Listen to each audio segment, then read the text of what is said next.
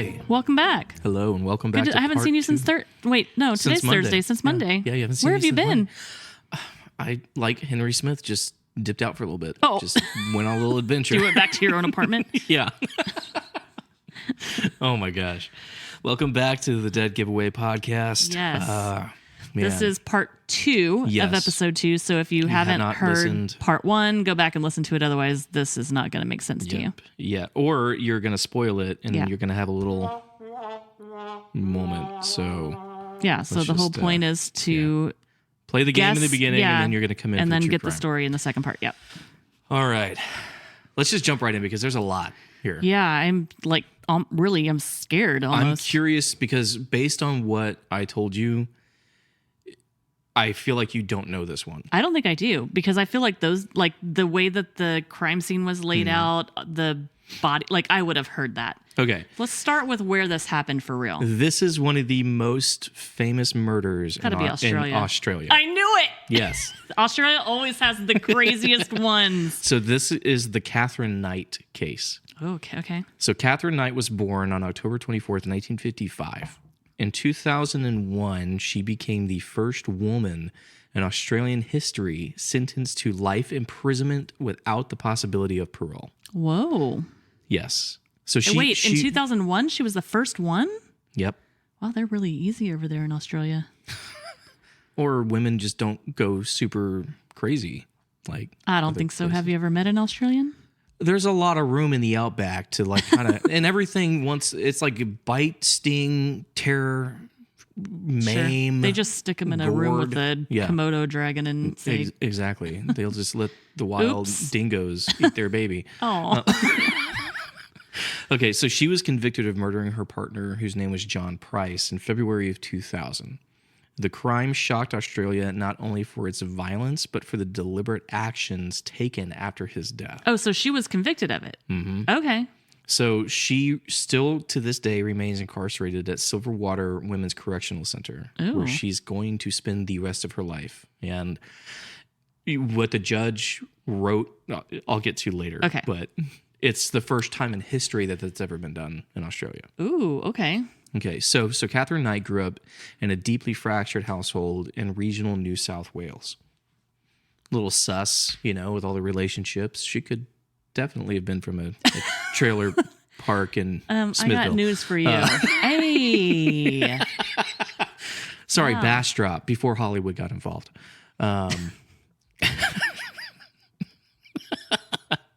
What? Too close to home? Oh, I'm getting the look. You leave Guys, Smithville out of this. Y'all please reach out to me, make sure that I'm okay, and I'm here for episode 3. If you can't get a hold of him, mind your business. I said mind your business. So her childhood was really messed up. Her mom, Barbara Rowan, was married to Jack Rowan, with whom she had 4 sons while living in the small town of Aberdeen. During that marriage, Barbara began her affair with Kenneth Ken Knight, who was a coworker of her husband. Okay. And so that relationship caused, we said in part 1, it was just super big backlash, and they did have to move to Moree. Was he like a public figure, or was it more just like everybody knows everybody and everybody knows everybody judgy and can't believe this is happening, community type thing? Okay. Like local drama to the nines. Sure, right? Smithville it is. Okay. Okay, so now you understand. I almost went with Smithville, but then I was like, no, you would know. Oh, yeah, I would definitely know. Yeah. Okay. So the 2 oldest boys stayed with their dad, while the younger 2 were sent to live with their aunt in Sydney. Okay. So that answers your question from episode 1 of what happened. Yeah. So Barbara later had 4 more children with Ken, including the twin girls. So 8 kids total? Yeah, in 1955 in Tenterfield. And thought I had a lot of kids. Catherine Knight was one of, just your secret kids. Catherine Knight was one of those twins. So when Catherine was just 4 years old, John Rowan died. And his 2 older sons were then brought to live with Barbara and Ken, which kind of... Wait, what? Yeah. Okay, but they're her kids. Sons, yeah. Okay. But for some reason I was thinking they were just his kids, but that makes sense. No, okay. Please pause while we quiet our dog children. Man, every episode, he's been doing this since Monday. Jeez. We have deer, and he doesn't like them. Yeah. Nope. I don't know if y'all can hear that, but he was like, nope, I hate him. So this already they're already under strain. And with these two boys coming to live with them, it just further intensifies that. Sure, yeah. So Ken Knight, like we said before, he was a violent alcoholic. And according to later psychiatric assessments and corroborating family accounts, Barbara was subjected to the repeated rapes and sexual assaults. Okay, so there was some... Yes, bad stuff that was going on. Okay. And Barbara, in turn, spoke openly to her daughters about sex, she expressed a lot of hostility toward men, and discouraged Catherine from resisting a later sexual coercion in her life, and just basically said, suck it up and get over it and do it. Oh my gosh. Yeah. Okay. So you can understand her psychological breakdown here. Yeah. So especially Catherine, coming from your mother. Good Lord. Yeah. So Catherine alleged she was abused by multiple members of the family during her childhood. And while some details could not be independently verified, psychiatrists accepted the core of her claims, and family testimony supported the broader pattern of abuse that she Sure. So there may have been some made up or exaggerated things, but the basis of what she was saying they knew was true. They corroborated that. They're like, yes, by what we're seeing here with that is the case. Yeah. And so one of the few stable figures in her life was her uncle Oscar Knight. He was a respected horseman who he committed suicide in 1969. Okay, so that was not the aunt, it was the uncle. Yes, yeah. And that deeply, deeply affected her. Sure.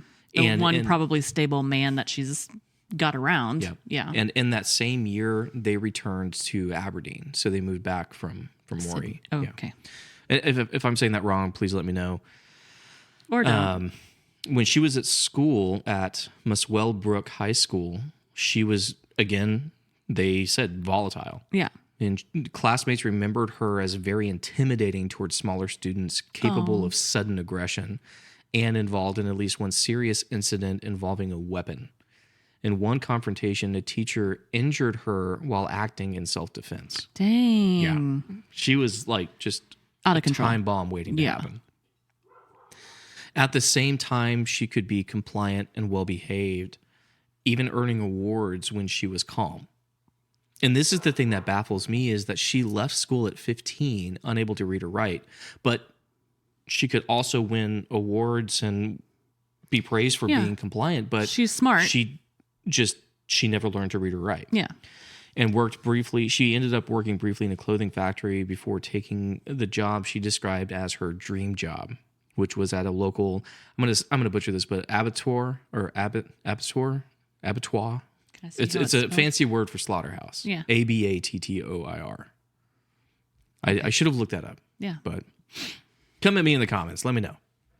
There she advanced really quick, from cutting offal to boning, and then she was eventually issued her own set of butcher's knives.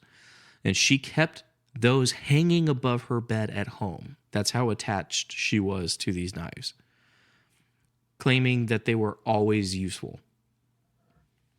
Sure. It is abattoir. Abattoir? Yeah. Okay. Residents of Aberdeen later recall that she was known to threaten people physically when angry. Whoa. So did you hear the part about the knives were hanging over her bed? Nah, I was looking up the pronunciation. We got to back it up here. Her ears shut off when she looks at her phone. It's true. They gave her own set, which she hung right above her bed. She was very proud of it. Yes. Okay. Very. Okay. They had moved back to Aberdeen, and residents later recalled that she was known to threaten people physically when she got angry. Wowza. Yeah. And so when we get into some of these relationships here, I forget which one, but she would literally back up her man with her fists if she had to. Whoa. Yeah. Yeah. Very, very violent. So she was in charge. Yeah. Or wanted to be, at least. Yes. Okay. And so Catherine met David Kellett in 1973 while working at the abattoir. Kellett struggled with alcohol abuse linked to traumatic experiences from his previous railway job, which included witnessing a fatal accident involving a close friend and responding to a school bus collision that killed 6 children. Oh. Yeah, he was messed up. Yeah. And the couple married in 1974, and it was like violent from the get-go. Sure. Over the following years, it deteriorated into repeated violence, medical intervention, and police involvement. Medical intervention? Mm-hmm. Ooh, okay. Yeah. After the birth of their first child, Melissa Ann, in 1976, the relationship collapsed. Kellett left and moved to Queensland. In the aftermath, Catherine experienced a severe series of mental health crises and was admitted to psychiatric hospitals multiple times. Yeah. Several extreme incidences followed, resulted in repeated arrests and institutionalization, including admissions to St. Elmo's Hospital and Morisset Psychiatric Hospital. Despite this, Kellett returned to support her, and the couple relocated to Ipswich, Queensland. They later had a second daughter, Natasha Marie, in 1980. By 1984, the marriage ended permanently. Catherine returned to the Hunter Valley, injured her back at work, and went on a disability pension, like we talked about in the first episode. I wonder how she hurt her back. Don't know. I mean, just probably... Maybe lifting. I mean, that meat is heavy. It can get, especially some of the, not that it matters, some of the cow. Just I mean, it gets so heavy. Where she was eventually housed in public accommodations in Aberdeen. Yeah. Lifting a cow, but tipping a cow is not hard. So I believe it was her marriage to David Kellett where she wanted to show up to the wedding on her bike, on her motorcycle, and he was riding bitch. You didn't even laugh at my joke. I'm sorry, I completely glossed over it. What did you say? I said lifting a cow is hard, but tipping one is easy.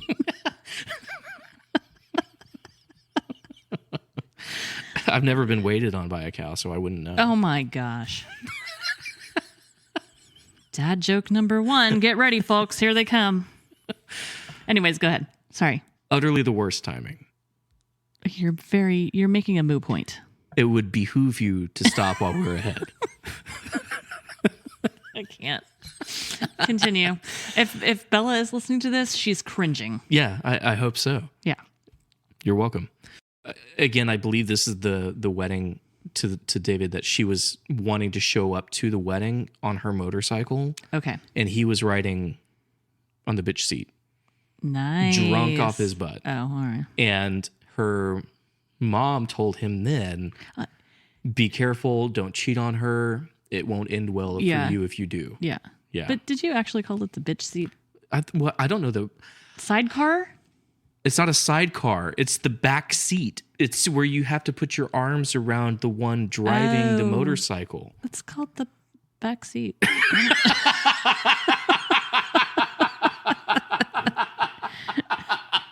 Literally had to stop yourself. Oh, I love it.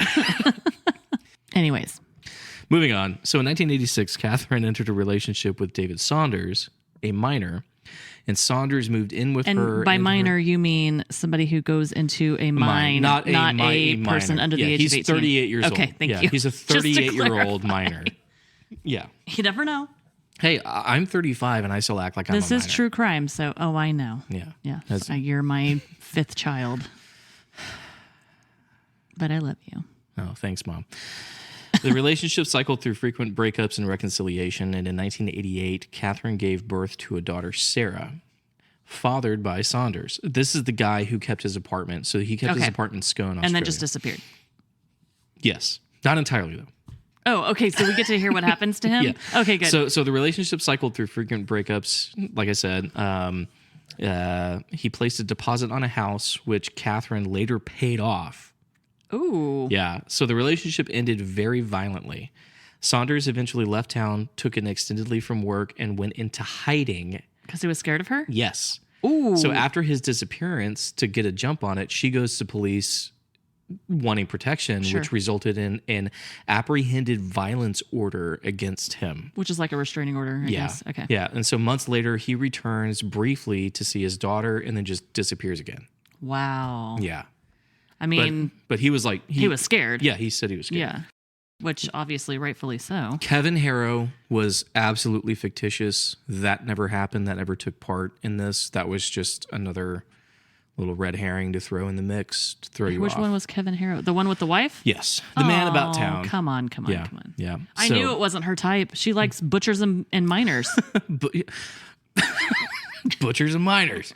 That's a country song, too. Yeah. Every episode, we're going to name a new country song. Yeah. Okay. Anyways, in 1991, she marries John Chillingworth, a former abattoir co-worker.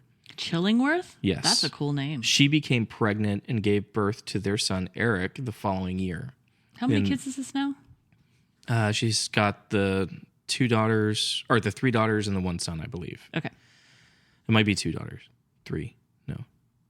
Dang it. I lost count. Okay. It's hard to keep up with. 4, this was a difficult 5. one to do. Just throwing that out there. So Eric was born the following year. And their relationship lasted about 3 years and ended quietly when Catherine began seeing another man, John Price. So John Chillingworth was the his fictitious character was Robert Shue. Okay. And so he did actually go through 2 years of sobriety, was very heavily involved in AA. And that was a pretty stable relationship until she had an affair. That was the only one that ended amicably. But even then, he was like, no, like, I'm... What did I say last episode? Don't have an affair. Exactly. And you were spot on. Mm-hmm. So John Price was a well-liked miner and father of 3 whose marriage had ended in 1988. Okay. So 2 of his children lived with him. The third and the youngest lived with his wife. Okay. So he pursued a relationship with Catherine and allowed her to move into his house in 1995, again, despite her reputation. Mm-hmm.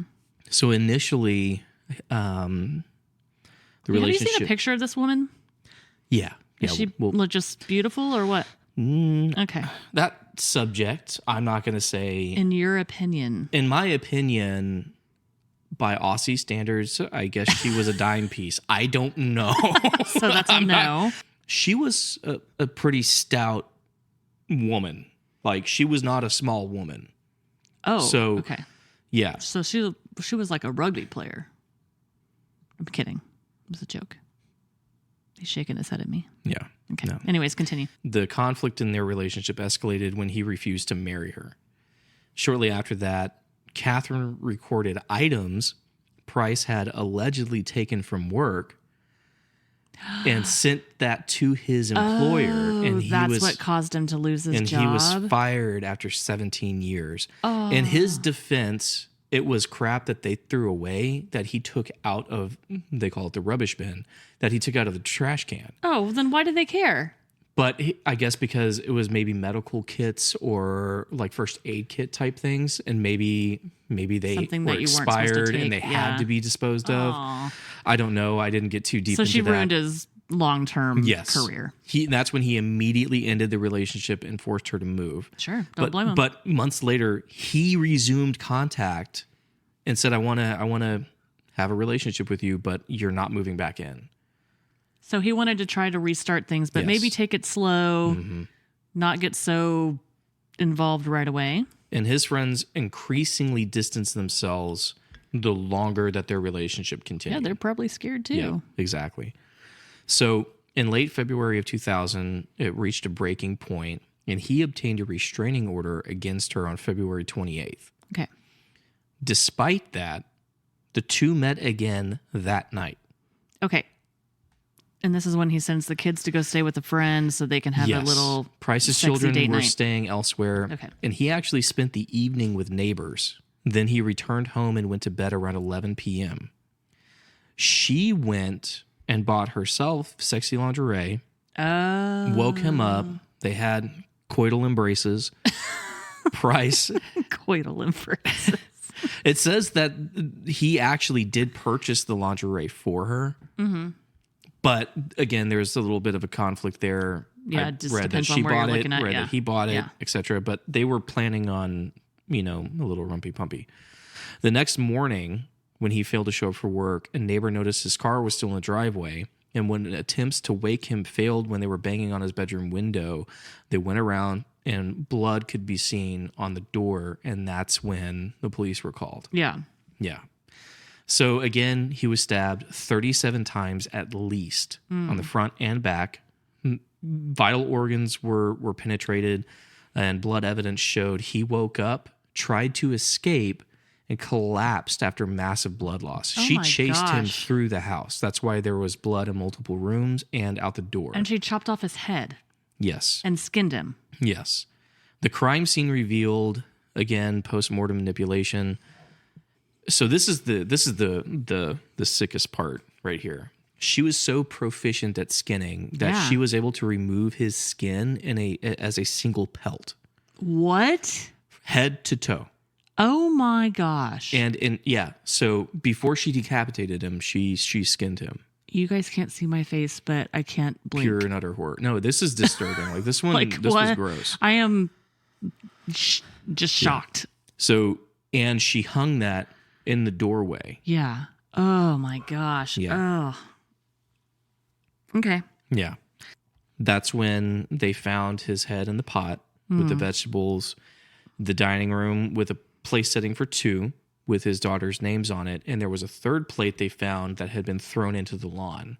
And they assumed that she had tried to eat it, but couldn't stomach it, so threw it out into the lawn. Yeah.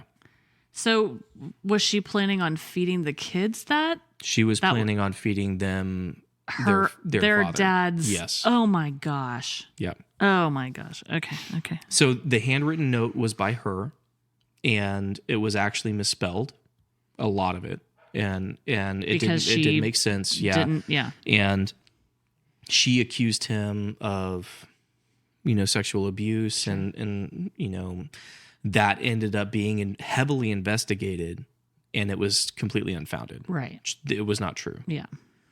And so she was found unconscious after ingesting pills and was then taken into custody. So she did try to kill herself afterwards. Yeah. Okay.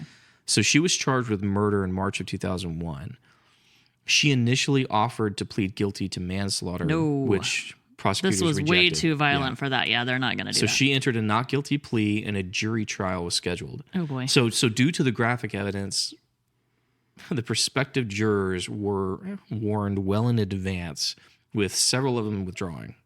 Yeah, and don't eat before you come because you are going to lose your lunch. And the judge was like, this is bad. Oh, and my gosh. If any of you want to, I'm giving you the opportunity now. That's awful. I can't even imagine. So this is also another unheard of thing with this is before the testimony began, she changed her plea to guilty after a psychiatric evaluation confirmed she understood the consequences.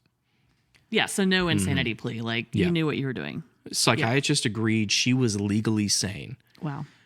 Through some diagnosed borderline personality disorder, Sure. Yeah, they're like, yeah, she has this, but she knew that it wasn't right, and she did it anyways. Yeah. And so originally her attorneys were going to claim, disassociation and amnesia, but yeah, jury wasn't going to buy that. Yeah. Unless she swallowed a roofie during her overdose, then. So during sentencing, Knight became hysterical when the details of the crime were described, and she ended up having to have sedation. She became so hysterical. And on November 8th, 2001, Justice Barry O'Keefe My birthday. sentenced her to life imprisonment without parole. And this is what I said earlier. The first woman in Australia. Ordering her file marked never to be released. Whoa. And that's never happened before. Nope. He said, no parole, no chance, no nothing. Do not even look twice at this file. Keep on going. Yep. Whoa. So in 2006, her appeal was dismissed. The court described the crime as nearly unimaginable in a civilized society.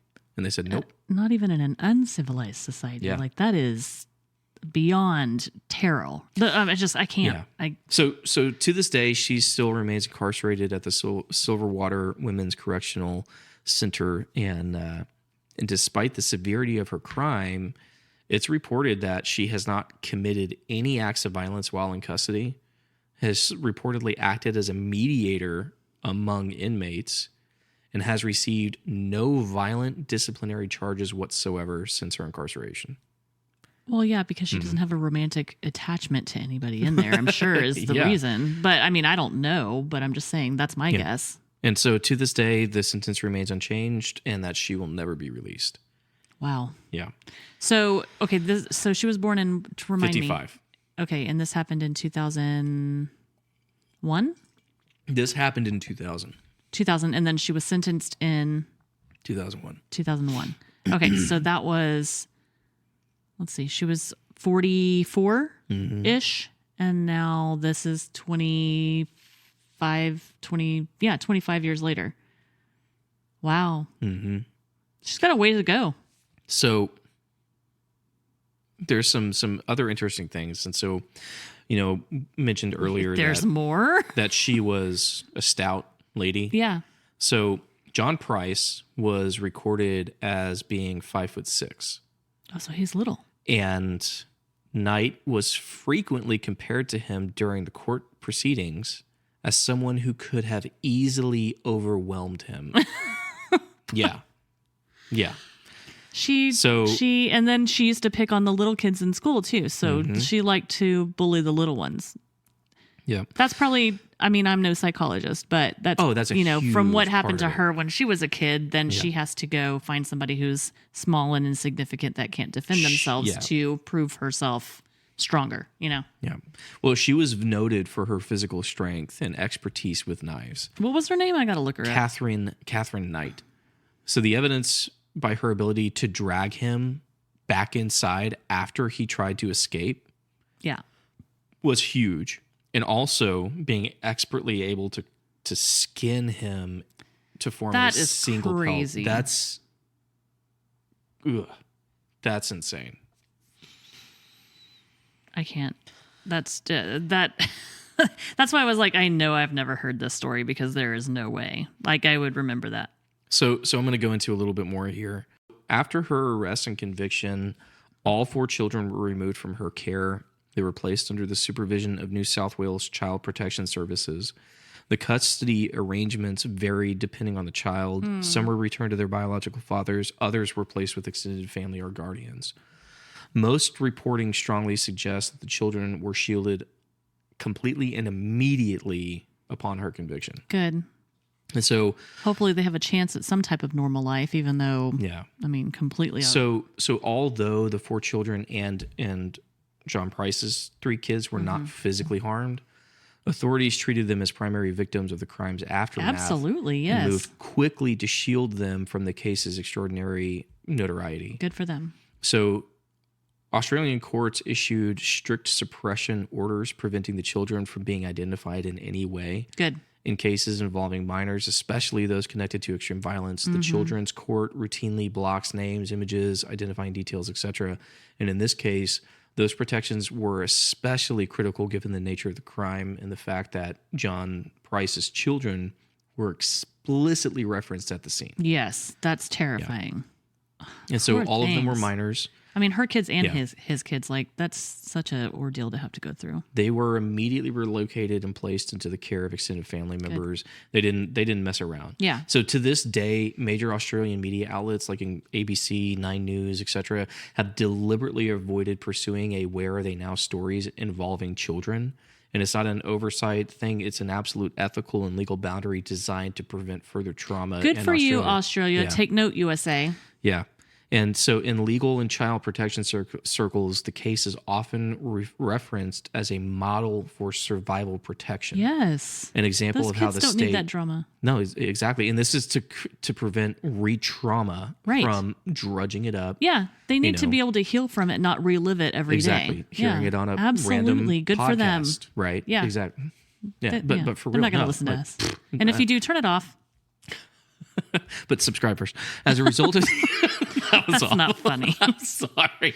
I'm sure if they have issues, they're not listening to true crime. No, I guarantee you. Yeah, but not at all. Horrible. And I hope that they've been able to grow and heal and move on. It says that this is one of obviously Australia's most notable cases, but it's also been referenced in hey, this is how things should handle, be done with children. Yeah, leave the kids out of it. Yeah, period. Exactly. Police initially expected a routine welfare check right when they got there. Just show up. Yeah, he's probably sleeping in the back room drunk or whatever, who knows. I'm sure they get stuff like that all the time. So upon walking in, they immediately called their seniors. Oh, yeah. They called senior investigators. I'm sure they were out of their league. They said, get over here now. Anybody would be. And they described it as one of the most horrific crime scenes ever. Terrifying. Yeah. And she, it was just, that was awful. That is crazy. I can't believe that. I can't believe I've never heard of that. So you got me twice in a row. I didn't hear that the last episode too. I was like, what? See, I have to go international. You do. I can't do. But you're gonna trip me up because you're gonna do a local one, and I'm gonna be like, oh no, he's going international, and I'm not gonna get it. Yep.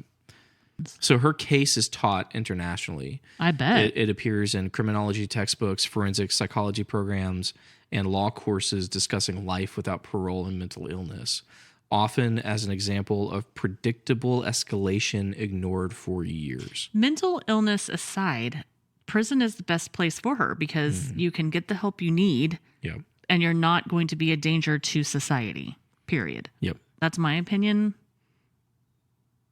That's all I have to say. So ritual arrangement was kind of what they said happened post-mortem with him when she arranged his decapitated body with one arm draped over an empty 1.25 liter soft drink bottle and then crossed his legs. Yeah, what was that about? The judge described this as a deliberate act of defilement just to show her contempt for him. Oh. He said that was just her last act of like, screw you. Yeah. So the only part of Price's skin she left on his body was the small square over his heart, specifically a spot where she had previously stabbed him during an earlier argument. Yeah. Wow. So she left the scar there. She was like, I'm going to take all of your skin except for where I stabbed you before. Oh, that was, 100% thought out and planned. So, wow. On the day of the murder, Knight recorded a video message for her children, which they later interpreted as a crude verbal will, indicating she did not expect to see them again. Whoa. Yeah. So she thought she was either going to die or go to jail. Yep. Okay. So she had a massive history of cruelty. And sounds like it. In 1987, to warn her former partner, David Saunders, against cheating. This is the one that disappeared?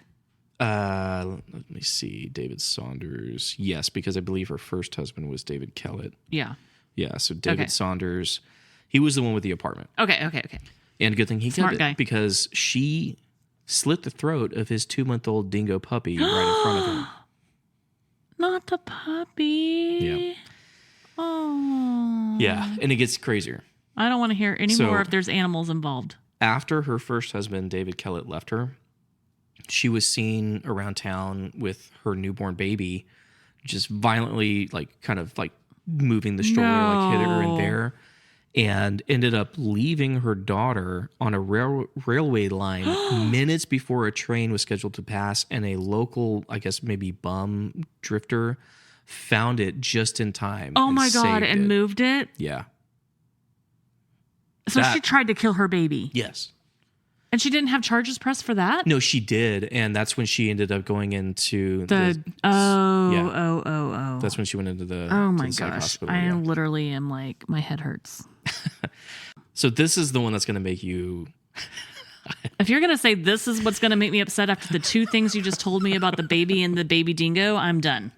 I'm taking off my headphones, walking into the room, taking a bath. In the Silverwater Women's Correctional Center, Knight has developed a reputation as being a mediator, right? And earning the admiration by ending disputes among other inmates, which has earned her the accolade, the Nana.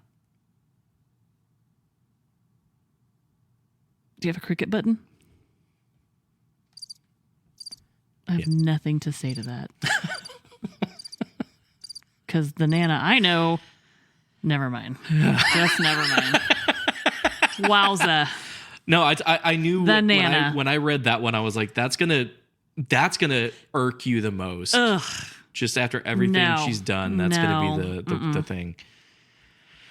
Yeah. You know, I try to have sympathy, especially for people who have been through previous trauma and abuse, but that is just get help. She was diagnosed with postpartum when that happened. Sure. Obviously, no excuse. Don't put your baby on a railway line, and that was so sad. And that thank awful. God that guy found and that's her. why, yes, thank God, and that's why that explains why she went to the facility multiple times. Oh my gosh! But again, that was repeated later in the other relationship with Saunders when they were on their on. This and off girl again. needed to be in full-time psychiatric care all the time to take care of herself and not have any control over the care of anybody else. Yeah. This was a rough one. That is rough. Yeah. Ugh. I'm honestly shocked you have never heard of this one. I can't believe it. I know. Yeah. Yeah. I mean, and this is no exaggeration. You have listened to, watched, freaking consumed thousands of hours worth of true crime. Sure. I have my weekly, I listen to them every morning. Like Thursday morning is my favorite day because my 2 favorite podcasts come out on Thursdays. Which ones are they? I mean, People Are the Worst. Okay. I absolutely love it. That's the Rachel and Rebecca are they're sisters. Yeah, they're twins. Okay. They're hilarious. You should listen to it. People Are the Worst. And then Dateline has a like side podcast with Andrea Canning where she kind of breaks down like what crime news is happening, who's going to trial, whose trial's over, what's new and stuff like that. And I love it. And actually they just did last week's episode, they just did a recap on what's happening in the Suzanne Simpson case, which is right here, the one that the lady who his husband's on trial for killing her from Olmos Park. Oh, dang. Yeah. So, Snap. Which is right around the corner from us. Yeah. So, yeah. Yeah. Like I said, you're the true crime. Yeah. I'm just along for the ride. Yeah. I'm here. But I love this because you're doing the research and you're getting all the facts and I'm trying to figure it out and put your knowledge and the fact to that use. you're shocking and surprising me is actually shocking and surprising me. After 12 years, I still got it. I thought 13 years.